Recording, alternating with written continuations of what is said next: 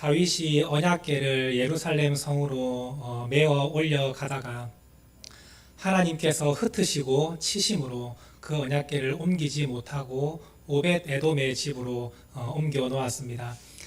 오벳 에돔이 언약궤를 모시고 온 가족이 하나님을 인격적으로 만나며 잘 섬길 때 하나님께서 그 오벳 에돔의 집에 풍성한 복을 허락해 주셨습니다.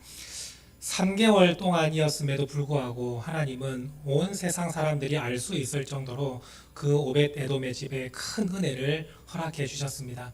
그들의 자손들도 복을 받고 오벳 에돔이 간절히 원했던 하나님의 일도 할 수 있게 되면서 오벳 에돔의 집은 하나님께서 찾아오심으로 말미암아 그의 집이 온전히 변화되고 은혜로 충만해지는 가정으로 회복되고 변화될 수 있었습니다. 오벳 에돔이 3개월 동안 하나님께 복을 받을 때에 다윗은 무엇을 하고 있었습니까? 다윗의 입장에서는 참 그 일이 충격적인 일이라고 할 수 있습니다. 자신의 군대 3만 명을 동원하고 온 백성들이 함께 언약궤를 예루살렘으로 모시고 올라가면서 이제 하나님이 우리나라의 주인이십니다라고 고백하면서 그 올라가는 그 축제의 자리에서 하나님께서 그 일을 중지시키셨습니다. 그 백성들을 다 흩으시고 하나님께서 그 일을 하지 못하게 만드셨을 때 다윗의 입장에서는 참으로 큰 충격을 받았을 것입니다. 무엇이 잘못됐는지도 모르겠고 하나님께서 왜 이렇게 진노하시는지도 모르겠고 분명 자기가 만났던 하나님은 너무나 좋으신 하나님이신데 지금은 왜 이렇게 나를 힘들게 하시는지도 모르는 그 상황 가운데 처했을 때 백성들 앞에서는 부끄럽고 참 하나님을 뵐 면목도 없고 하나님은 두렵고 그러한 마음가짐으로 있을 때 다윗의 마음은 참으로 힘들었을 것입니다. 그러한 가운데 다윗은 3개월 동안 하나님을 멀리하고 마음을 닫고 지낸 것이 아니라 오히려 그 가운데에서도 하나님께 기도하며 하나님께 질문하며 주님의 뜻을 구했습니다. 우리가 보통 어려운 일을 만나면 마음의 문이 닫혀지기가 쉽습니다. 하나님께서 살아계시는데 어찌 나한테 이러한 일을 행하실 수 있는가? 하나님이 나를 사랑하신다는데 나한테 어떻게 이러한 일이 일어날 수가 있는가 하면서 마음의 문이 닫혀버리고 기도의 자리까지 나아가기도 싫어집니다. 그냥 그 자리에 주저앉아 낙심하는 경우가 참으로 많은데 다윗은 그 고난과 이해할 수 없는 상황 가운데에서 끝까지 하나님께 질문하며 하나님의 뜻을 구했습니다. 하나님의 뜻을 구하고 기도했을 때 다윗은 하나님의 온전하신 뜻을 깨달아 알게 되었습니다. 하나님은 기도하는 자를 반드시 만나주시고 질문하는 자에게 반드시 그 답을 내려주십니다. 우리가 이해할 수 없는 일을 만났을 때 우리가 혼자 속으로 끙끙 앓고 이 일이 어떻게 된 일인을 생각한다 하더라도 우리는 결코 답을 찾을 수 없습니다. 그런데 우리가 하나님께 기도하며 하나님께 질문을 하며 답을 구할 때 하나님은 명쾌한 답을 허락해 주시고 오늘 나에게 왜 이런 고난을 허락해 주셨는지도 하나님은 알게 하시고 우리를 위로하시며 그 문제를 이길 수 있는 힘까지 하나님은 허락해 주십니다. 다윗이 하나님께 질문하여 기도하여 얻었던 해답입니다. 역대상 15장 12절에서 13절 말씀을 보시기 바랍니다. 제가 읽어드리겠습니다. 너희는 레위 사람의 지도자이니 너희와 너희 형제는 몸을 성결하게 하고 내가 마련한 곳으로 이스라엘의 하나님 여호와에게를 메어 올리라. 자, 이 말씀을 보시면 다윗이 하나님으로부터 깨달아 알게 됐던 그 잘못을 온전히 알게 되었음을 알 수가 있습니다. 먼저는 언약궤를 옮기는 레위인들과 제사장들, 그 준비하는 사람들이 성결하지 못했다는 것입니다. 그래서 이제는 너희가 다시 우리가 언약궤를 옮길 때 몸을 성결하게 하라고 말을 합니다. 그리고 내가 마련한 곳으로 하나님의 언약궤를 올리라고 명령을 합니다. 기도하지 않고 하나님께 답을 얻지 못하면 이 언약궤가 예루살렘으로 올라가는 게 맞는지 아닌지도 알 수 없습니다. 그래서 내가 하는 일이 지금 계속 해야 되는 일인지 아니면 그냥 그 자리에 둬야 되는 일인지 알 수 없지만 하나님께 기도하고 질문하면 답을 얻을 수 있습니다. 내가 예루살렘으로 가는 것 나도 기뻐한다라고 하나님께서 말씀해 주시니 내가 마련한 곳으로 그 언약궤를 메어 올리자고 이야기를 하는 것입니다. 전에는 너희가 매지 아니하였으므로 우리 하나님 여호와께서 우리를 찢으셨으니 흩으셨으니라는 뜻입니다. 이는 우리가 규례대로 그에게 구하지 아니하였습니다. 하나님의 말씀대로 행하지 않고 우리가 그 언약궤를 수레에 싣고 올라왔기 때문에 하나님께서 우리를 흩으시고 찢으시고 그 일을 하지 못하도록 중지시킨 것이지, 하나님께서 나를 싫어하시고 나를 미워하시고 나를 치셨던 것이 아니라는 것을 온전히 알게 되었습니다. 역시 하나님은 나를 사랑하시는 분이시고 나와 함께 계시기를 원하시고 우리 이스라엘 백성들의 하나님의 그 왕으로서 다스리기를 하나님도 기뻐하시는데 우리가 그 방법이 잘못되었었구나라는 것을 온전히 깨닫게 되었습니다. 그랬더니 다윗이 이렇게 명령을 내리며 다시 한번 언약궤를 메워 올리자고 말을 합니다. 그랬더니 이 레위인들과 이스라엘 백성들이 하나님의 말씀을 따라 다시 한번 준비하기 시작합니다. 14절에서 15절까지 말씀을 우리 함께 다시 보도록 하겠습니다. 제가 읽겠습니다. 이에 제사장들과 레위 사람들이 이스라엘 하나님 여호와에게를 메고 올라가려 하여 몸을 성결하게 하고 모세가 여호와의 말씀을 따라 명령한 대로 레위 자손이 채에 하나님의 궤를 꿰어 어깨에 매니라. 하나님께서 원하시는 방법 그대로 이제 시작하는 것을 볼 수가 있습니다. 하나님의 말씀에서 예전에는 빗나갔던 일이었는데 이제 하나님께 질문하고 기도하고 구했더니 하나님께서 답을 주시고 무엇이 잘못되어 있는지를 정확하게 알게 하셔서 이제는 하나님 보시기에 딱 맞게 일을 하는 사람들이 몸을 먼저 성결하게 하고 그 언약궤를 어깨에 메고 올라가는 준비를 합니다. 이제 하나님의 마음에 딱 맞는 상황이 되었지 않습니까? 그랬더니 다윗이 이 모든 것을 깨닫고 준비하며 나아갈 때에 오벳 에돔의 집에 하나님이 큰 복을 허락하셨다는 소식을 듣습니다. 역시 하나님은 우리를 치시고 미워하시고 진노하시는 하나님이 아니라 우리에게 복을 주시고 사랑해 주시는 바로 그 하나님임을 다시 한번 깨닫고 이제는 그 일을 온전히 실행에 옮깁니다. 다윗이 이 베레스 우사 사건을 만나기 전에 만났던 하나님은 참으로 좋으신 하나님이었지 않습니까? 그 하나님을 다시 한번 회복하고 그 하나님을 온전히 만났을 때에 다윗의 마음이 얼마나 기뻤겠습니까? 하나님께서 나를 치신 것은 나를 미워하신 것이 아니라 오히려 나를 사랑하시고 말씀을 다시 한번 기억하게 하셨던 하나님, 하나님의 뜻대로 행하기를 원하셨던 그 하나님을 내가 알지 못해서 이러한 진노를 당했지만 하나님은 끝까지 나를 사랑해 주시는 그 하나님, 그 하나님으로부터 온전히 관계가 회복되자 다윗의 마음은 기쁨이 충만하여졌습니다. 그랬더니 이 다윗이 언약궤를 옮기면서 예루살렘으로 올라갈 때 다윗이 어떠한 모습으로 언약궤를 올렸다고 성경은 말씀하고 있습니까? 오늘 말씀 14절 말씀입니다. 함께 읽도록 하겠습니다. 다윗이 여호와 앞에서 힘을 다하여 춤을 추는데 그때에 다윗이 배 에봇을 입었더라. 여호와 앞에서 힘을 다하여 춤을 추면서 언약궤를 옮기고 있었다고 말씀을 하고 있습니다. 다윗이 입고 있었던 그 화려했던 왕복을 벗어버리고 이제는 제사장들과 레위인들과 찬양하고 악기 연주하는 사람들이 입었던 그 옷, 배 에봇을 자기도 똑같이 입고 하나님 앞에서 춤을 추면서 언약궤를 옮기기 시작합니다. 다윗이 이 언약궤 앞에서 춤을 췄던 이유가 무엇이겠습니까? 첫 번째는 너무나 기쁘기 때문에 내가 하나님과 함께하며 하나님과 관계가 회복되었으며 하나님과 함께 영원히 이 나라를 다스릴 수 있다는 그 기쁨, 주님께서 나와 영원히 함께 하신다는 그 기쁨이 충만하여 여호와 앞에서 힘을 다하여 춤을 췄던 것이고, 두 번째 이유는 이 축제의 현장, 이 자리의 주인은 하나님이십니다라는 고백을 이 다윗이 춤을 통해서 표현하고 있는 것입니다. 다윗이 근엄하게 왕복을 입고 당당하게 걸어갔다면 그 축제의 자리는 누가 봐도 다윗이 주인이 될 수 있었습니다. 그런데 다윗이 자기도 왕복을 벗고 배에 에봇을 입고 그 앞에서 춤을 추면서 그 언약궤를 옮긴다면 주인은 누가 되시겠습니까? 하나님이 주인이신 겁니다. 오늘 우리가 이 예배의 자리에 나와서 예배를 드릴 때 우리의 주인은 누구이십니까? 예, 하나님이십니다. 우리의 예배에 받으시는 대상, 그리고 그 예배의 주인은 오직 하나님 한 분밖에 없습니다. 결코 우리가 이 예배의 주인이 될 수 없습니다. 오늘 예배의 자리에서도 우리는 그것을 표현하며 행동하고 있습니다. 우리가 예배의 자리에서 하나님이 오늘 이 예배의 주인이십니다라는 고백을 하는 행동이 무엇이 있겠습니까?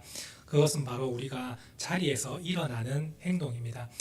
우리가 교회에서 예배 드릴 때 자리에서 일어나서 예배 찬송하겠습니다. 자리에서 일어나서 우리가 하나님께 결단의 찬양 드리겠습니다. 이렇게 여러분들을 자리에서 일으켜 세우는 이유가 무엇이겠습니까? 여러분들 고생시키려고 일어나시라, 앉으시라, 아니면 허리 한번 피시라고 일어나시라 하겠습니까? 그게 아닙니다. 우리가 자리에서 일어나는 것은 하나님 앞에 우리가 있습니다. 하나님이 주인이십니다.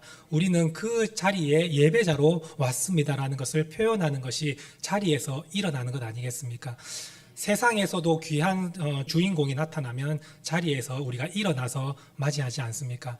오늘 우리가 자리에서 일어나는 것은 하나님을 맞이하는 것이며 오늘 예배의 주인은 하나님이심을 고백하는 것입니다. 그런데 자리에만 일어난다고 되는 것입니까? 우리의 마음이 하나님께 온전히 향해 있어야 됩니다. 우리가 하나님께 온전히 마음이 향해 있고 진짜 나를 구원하시고 나를 사랑해 주시는 그 하나님을 인격적으로 만난다면 오늘 우리가 예배가 다윗처럼 힘을 다하여 춤을 추듯이 예배드리는 자로 바뀌게 되는 것입니다.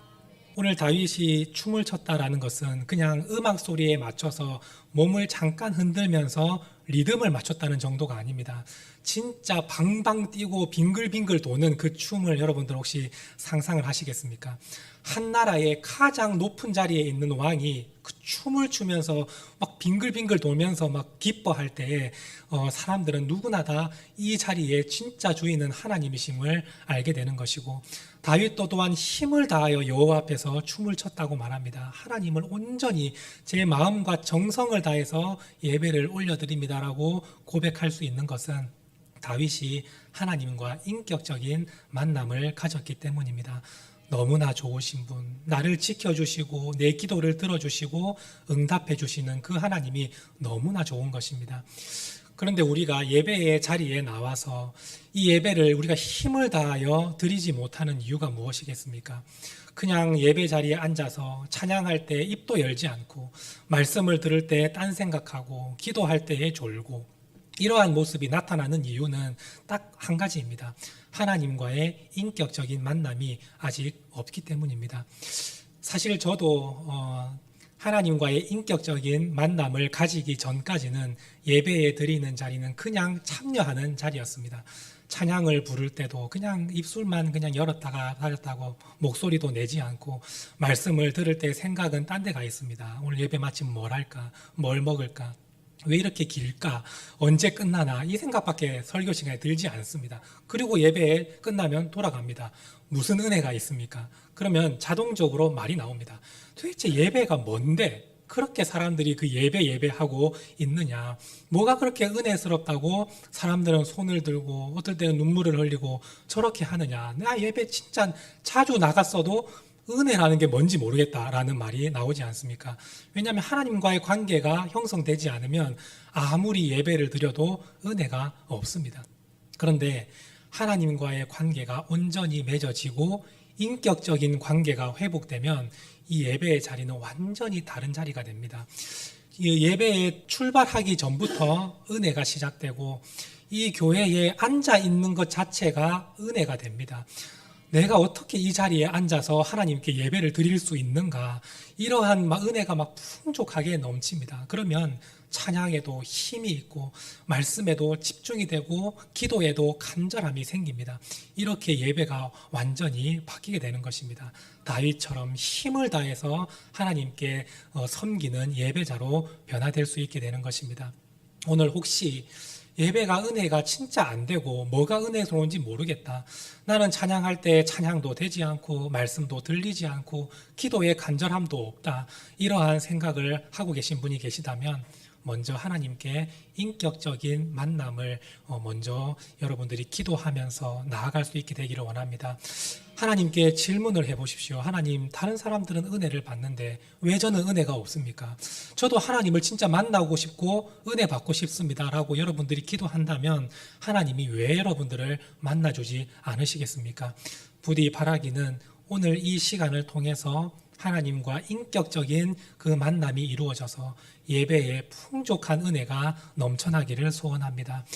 온 힘을 다해서 하나님을 예배하고 은혜를 충만히 받고 돌아가는 우리 성도님들이 될 수 있기를 간절히 바랍니다. 하나님은 이렇게 다윗의 마음을 완전히 회복시켜 주시고 은혜를 주셨습니다. 고난 가운데에서 질문하며 기도하는 그 다윗을 하나님은 붙들어 주셨습니다. 사실 다윗이 10년 동안의 도피 생활 가운데에서도 다윗은 하나님께 끊임없이 질문하며 기도했지 않습니까? 하나님이 계시는데 제가 이렇게 왜 10년 동안 고생을 해야 됩니까? 하고 마음을 닫아버렸다면 하나님의 온전하신 뜻을 이해할 수 없었을 겁니다. 너를 크게 쓰려고 지금 훈련하고 있는 중이라는 그 하나님의 음성을 다윗은 듣지 못했을 것입니다. 그런데 기도하고 끊임없이 질문했더니 그 10년 동안의 고생하는 그 도피 생활 가운데에서도 하나님께서 답을 주시고 응답을 주시니 다윗이 시편 57편 말씀에서 뭐라고 고백했습니까? 내 영혼이 확정되었고 확정되었습니다. 이제 하나님이 무슨 뜻인지를 제가 온전히 알겠습니다. 그래서 이제부터 주님을 찬양하겠습니다. 새벽을 깨우겠습니다 라고 고백했지 않습니까? 그동안은 아침 해가 떠오르는 것이 너무나 두렵고 또 오늘 하루를 어떻게 살아가나 고민했지만 이제 기도하고 질문하며 답을 얻었던 다윗은 완전히 변화되었습니다. 제가 새벽을 깨우겠습니다. 주님을 찬양하며 살겠습니다. 도피 생활 가운데에서 이러한 믿음의 사람으로 변화되었지 않습니까? 하박국 선지자도 마찬가지입니다. 이해할 수 없는 일을 경험했을 때 그가 마음을 닫지 않았습니다. 하나님께 또 질문하고 또 질문하며 기도하며 나아갔습니다. 하나님께서 이스라엘을 완전히 멸망시키시고 그 백성을 흩으신다고 말씀하십니다. 그 이스라엘을 멸망시키는 대상이 누구입니까? 바벨론이었습니다. 느부갓네살 왕을 통해서 이 이스라엘을 내가 완전히 흩어버리고 멸망시키겠다 하나님이 말씀하실 때 이 하박국 선지자는 이해가 되지 않습니다. 하나님, 그래도 바벨론보다는 우리 이스라엘이 하나님을 섬기는 사람인데 왜 바벨론을 통해서 우리가 멸망을 당해야 됩니까? 이 이해가 되지 않는 일 아니겠습니까? 그러면 하나님께 질문하고 기도하면 됩니다. 하나님 왜 그렇습니까? 하나님의 뜻이 무엇입니까? 라고 기도했을 때 하나님은 답을 주셨습니다. 다 이유가 있다. 다 때가 있다. 이 바벨론도 때가 되면 내가 멸망시키겠다 라고 말씀하시며 이스라엘은 하나님께서 지금 잘못한 것에 대한 징계를 받지만 내가 반드시 그들을 다시 돌이켜 세울 것이다. 하나님은 약속을 해주셨습니다. 그랬더니 이 하박국이 기뻐하면서 뭐라고 했습니까? 내가 여호와로 말미암아 기뻐하리로다 라고 찬양하지 않았습니까? 하나님께 질문하고 고난 속에서도 하나님께 기도하는 자는 이러한 응답을 얻을 수 있습니다. 혹시 여러분 지금 고난과 어려움과 이해할 수 없는 그러한 일로 인해서 여러분들의 마음이 너무나도 힘들고 괴롭고 하나님이 살아계신다는데 어떻게 나에게 이러한 일이 있는가라고 생각될 정도로 마음이 무너지는 일을 경험하고 계시다면 이 순간 하나님께 질문을 해보시고 기도해 보시길 바랍니다. 그러면 하나님께서 여러분들에게 꼭 맞는 답을 주시고 또 그 고통 가운데에서 이겨낼 수 있는 힘을 주시고 능력도 허락해 주실 것입니다. 그러면 우리가 다시 한번 다윗처럼 일어나서 힘있게 하나님께 예배드리는 예배자로 세워질 수 있게 될 줄로 믿습니다. 오늘 다윗이 이렇게 하나님의 언약궤를 예루살렘에 있는 곳으로 온전히 모셔 올리고 그 앞에서 하나님께 모든 백성들과 함께 기쁨의 예배를 드립니다. 그리고 그 예배를 마친 후에 떡과 고기를 백성들에게 나눠주며 기쁨으로 그 모임을 다 마쳤습니다. 자, 다윗이 이 모임을 다 마치고 자기 가정으로 돌아갑니다. 가정으로 돌아가서 다윗이 제일 먼저 하고자 했던 것은 가족들을 축복하는 일이었습니다. 오늘 바라기는 우리 새시대교회 모든 성도님들의 삶이 이와 같이 될 수 있기를 원합니다. 예배를 드리고 풍족한 은혜를 누리고 기쁨으로 하나님을 찬양하고 경배를 했다면 이제 집에 돌아가서 가족들과 함께 은혜를 나누고 가족들을 축복해 줄 수 있는 성도님들이 될 수 있기를 원합니다. 가족들과 함께 모여서 한 주간의 삶을 나누고 또 오늘 예배에서 하나님께서 주셨던 은혜를 서로 나누고 그리고 나서 한 주간 우리가 능력 있게 살아갈 수 있도록 여러분들이 가족들을 위해서 축복하는 그러한 기도의 삶이 될 때 가족들이 그 기도를 또 힘있고 일주일 동안 능력 있게 살아가는 우리 온 성도들이 될 수 있기를 간절히 바랍니다. 이렇게 다윗이 가족들을 축복하기 위해 가정으로 돌아갔을 때 다윗의 아내 미갈이 다윗을 맞이합니다. 그런데 이 다윗의 아내 미갈이 다윗에게 좋은 말을 해주고 수고했다고 격려해주는 말이 아니라 비난과 정죄와 경멸의 말을 표현합니다. 오늘 말씀 20절 말씀입니다. 함께 읽겠습니다. 다윗이 자기의 가족에게 축복하러 돌아오매 사울의 딸 미갈이 나와서 다윗을 맞으며 이르되 이스라엘 왕이 오늘 어떻게 영화로우신지 방탕한 자가 염치 없이 자기의 몸을 드러내는 것처럼 오늘 그의 신복의 계집종의 눈앞에서 몸을 드러내셨도다 하니 지금 이 다윗의 아내 미갈이 뭐라고 얘기합니까? 어찌나 왕이 그렇게 영화로우신지 아주 그냥 미치광이가 자기 알몸을 드러내는 것처럼 아주 그냥 볼품없는 모습을 보였습니다. 이렇게 다윗을 맞이합니다. 다윗을 보자마자 첫 번째 하는 말이 바로 이 정죄와 경멸의 표현입니다. 다윗은 하나님 앞에서 춤을 추며 하나님 앞에서 예배를 드렸는데 이 미갈은 다윗의 하는 모습이 너무나 보기 싫었습니다. 왜 이렇게 보기 싫었습니까? 두 가지 이유입니다. 첫 번째는 그가 하나님 앞에서 했다는 것이고 두 번째는 다윗의 모습이 왕의 체면과 맞지 않았다는 이유입니다. 사실 다윗이 배의 에봇을 입고 춤을 추었을 때 이 미갈은 말하기를 아주 그 방탕한 자가 자기 알몸을 드러내는 것처럼 그 몸을 드러내었다라고 표현할 때 이것을 잘못 해석하면 다윗이 춤을 추면서 알몸을 노출했다라고 생각할 수 있는데 사실 이 배옷을 입고 춤을 춘다고 해서 알몸이 노출되지는 않습니다. 그리고 하나님 앞에서 알몸을 노출하는 것은 사실상 그거는 죄로 여겨지기 때문에 제사장들도 그렇고 배에 에봇을 입는 사람도 다 속바지를 착용합니다. 그런데 이 미갈이 왜 이런 표현을 합니까? 그냥 그 왕이 자신의 뭐 종아리나 뭐 발목이나 이런 모습을 드러내는 곳조차 사실 그 당시에는 결코 좋은 모습으로 여겨졌지 않았던 것 같습니다. 예를 들면 조선시대의 여자들은 발을 드러내는 것이 참으로 수치로 여겨졌지 않습니까? 그래서 한복을 입거나 치마를 입을 때 발을 가리게 되어 있습니다. 발을 온전히 맨살을 드러내는 것은 참으로 불경건한 모습으로 비춰졌기 때문에 결코 그러한 모습을 보이지 않았던 겁니다. 그러나 지금 우리는 그렇지 않죠. 이 당시에 왕이 뭔가 살을 노출하는 것 자체를 사람들은 별로 좋아하지 않았던 것일 뿐이지 결코 알몸을 노출하거나 그러한 일은 없었습니다. 또한 이 미갈이 이 다윗을 향해서 이렇게 경멸을 한 것은 그가 여호와 앞에서 춤을 추고 있는 모습을 보았기 때문입니다. 미갈은 하나님과의 관계가 온전히 회복되어지지 않은 상태입니다. 미갈도 하나님께서 살아계시는데 나한테 어찌 이런 일이 일어납니까? 라는 고통의 시간들이 있었을 겁니다. 자기 아버지 사울과 그리고 자기의 오빠들과 자기의 가정이 완전히 몰락을 하고 전쟁터에서 죽음을 당할 그 모습을 볼 때 하나님께서 우리 가정에 왜 이렇게 하십니까? 라는 그 고통스러운 시간이 있었을 겁니다. 그러면 미갈도 하나님께 질문을 하고 하나님 왜 이렇습니까?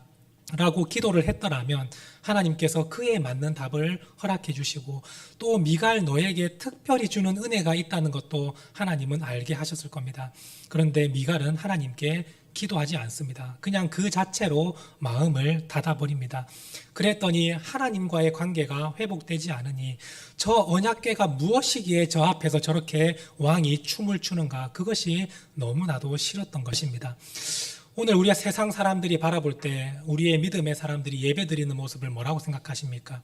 참 은혜롭다고 얘기합니까? 그렇지 않습니다. 뭔데 저렇게 가서 예배를 드리냐고 말을 하지 않습니까? 하나님과의 관계가 맺어져 있지 않으면 누구나 다 이렇게 표현을 하는 것입니다. 그래서 성경 말씀을 보시면 오늘 읽은 본문 말씀에서 미갈을 설명할 때 사울의 딸 미갈이라고 표현을 합니다. 다윗의 아내 미갈이라고 표현을 해도 되는데 왜 사울의 딸 미갈이라고 세 번씩이나 이렇게 표현을 하는 것입니까? 지금 미갈이 완전히 사울처럼 하나님을 적대하며 다윗을 미워하고 있다는 것을 드러내기 위한 것입니다. 사울도 하나님께 버림받았을 때 하나님께 구하고 기도하며 나아갔다면 하나님께서 그 인생을 회복시켜 주셨을 겁니다. 그런데 아예 그냥 마음을 닫아버리고 자기대로 살아갔습니다. 그리고 끝까지 다윗을 미워했습니다. 그와 똑같이 미갈도 하나님께 마음을 닫아버립니다. 그리고 하나님 앞에서 행하는 다윗을 미워하고 대적합니다. 사울과 똑같은 모습 아니겠습니까? 그래서 사울의 딸 미갈이라고 표현하고 있는 것입니다. 오늘 우리의 모습 가운데 미갈과 같은 이런 모습이 없기를 원합니다. 오늘 우리가 어려움을 겪고 이해할 수 없는 일을 당한다 하더라도 우리는 미갈처럼 마음을 닫아버리고 정말 하나님 앞에서 예배드리는 것도 우습게 생각하며 차단하는 것이 아니라 다윗처럼 마음을 열고 하나님께 질문하며 하나님 저에게 답을 주십시오라고 구할 수 있는 믿음의 성도들이 되기를 원합니다. 미갈처럼 마음을 닫아버리면 오늘 말씀 마지막 절 말씀과 같이 사울의 딸 미갈이 죽는 날까지 하나님의 은총을 받지 못했더라 이렇게 말씀하고 있는 것처럼 오늘 우리도 마음을 닫으면 그 손해는 우리에게 있습니다. 다른 사람들은 다 은혜를 받고 하나님의 풍성한 사랑을 경험하는데 내가 마음을 닫아버리고 하나님께 나아가지 못한다면 그 손해는 오직 내가 감당합니다. 죽을 때까지 하나님의 은총을 받지 못했더라라는 미갈과 같은 인생이 될 것이고 그러나 우리가 고난 가운데에서도 질문하며 하나님을 붙들고 기도한다면 다윗과 같이 하나님의 은혜를 누리고 하나님 앞에서 힘을 다하여 춤을 출 정도로 기쁨의 예배를 드리는 사람으로 회복시켜 주실 것입니다. 오늘 우리가 하나님 앞에 고난 속에서도 질문하며 기도하기로 결단하는 우리 성도님들 되셔서 하나님이 주시는 답을 얻고 그 답으로 말미암아 하나님의 관계가 회복되고 기쁨을 누리면서 하나님을 찬양하며 영원토록 하나님께 영광 돌리는 믿음의 성도님들이 될 수 있기를 간절히 바랍니다. 기도하시겠습니다. 하나님 아버지 감사드립니다. 오늘도 우리를 주님의 전에 불러주시고 은혜 받게 하심에 감사드립니다. 하나님 주님의 전에 나온 것 자체가 은혜이며 하나님의 사랑을 받고 구원을 받은 것 자체가 우리에게 감당하지 못할 감사의 일임을 이 시간 잊지 않게 하시고 나 같은 죄인도 구원해 주시는 그 예수님의 사랑과 그 하나님의 은혜를 통하여 우리의 마음이 온전히 회복되고 하나님께 고난 중에도 기도하며 나아가는 믿음의 성도들이 될 수 있도록 도와주시옵소서. 우리가 이제는 힘을 다하여 하나님을 찬양하며 기쁨으로 예배를 드리기를 원합니다. 지금 비록 고난 중에 있어도 하나님께서 우리를 결코 놓지 아니하시며 우리를 붙드시고 지켜주신다는 사실을 우리가 기억하며 믿음으로 나아가는 귀한 하나님의 백성들이 되게 하여 주시옵소서. 감사드리며 예수님의 이름으로 간절히 기도드립니다. 아멘.